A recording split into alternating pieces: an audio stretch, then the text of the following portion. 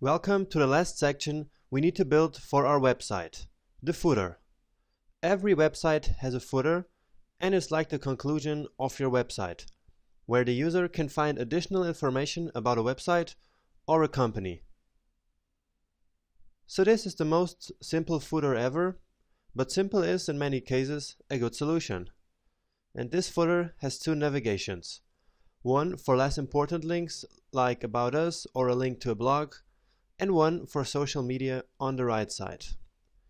In a more complex website, a footer usually repeats the main navigation, but that's not necessary in our case. We don't need more than this.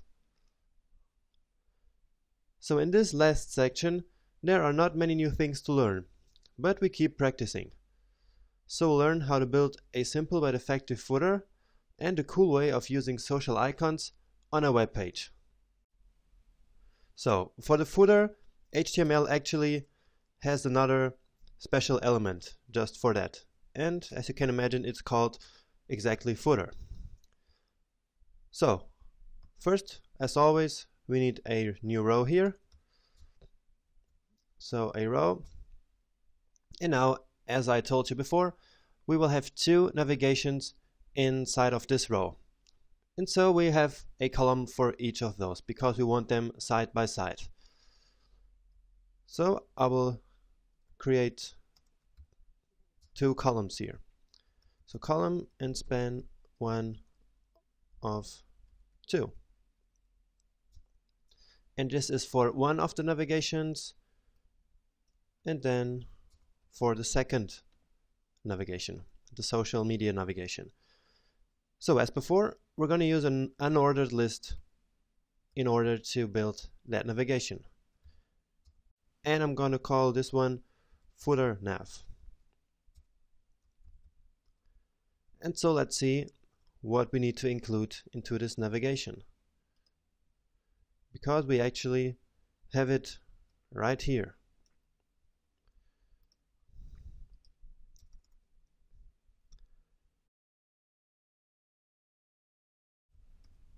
So the first link will be to About Us. And again, it points nowhere. So About Us. And now just duplicate this. And blog, press, iOS, app, and I need to duplicate it once again. So Android app. Alright. And now we need another navigation to include links to Facebook, Twitter, Google+, and Instagram, because those are the accounts OmniFood uses. So again, an unordered list, and this one will be called social links.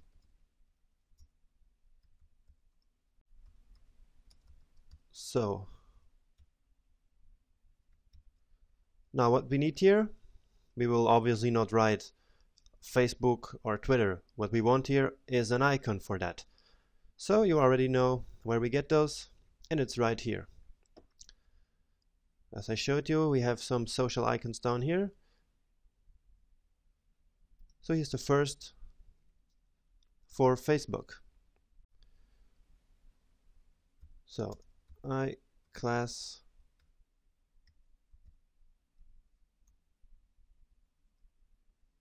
and it's easy as this.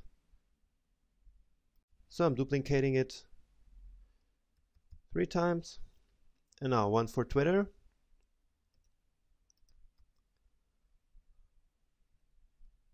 The next one is for Google+.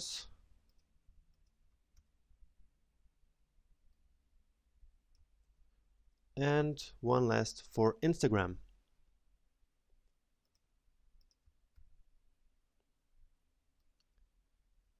And here we go. So these are our navigations. And now we usually have a paragraph as well, where we have, for instance, some fancy text about copyright or something like that. And so let's include another row here. where we can put some text.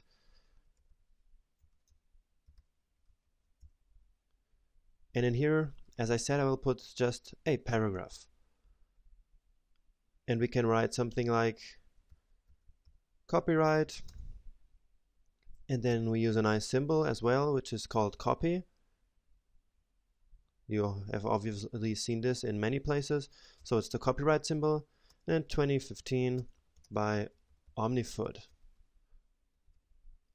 Of course, this is not the case because OmniFood is not a real company, but it's just to show you what this usually looks like. So OmniFood created this in 2015, and it's their website. Alright. So we can now check what this looks like in the browser on our web page, and we see our new section down here. So this looks of course a little weird because it comes with the link styling we defined before. So the style of this is like this right now because it's the generic link styling that we defined before.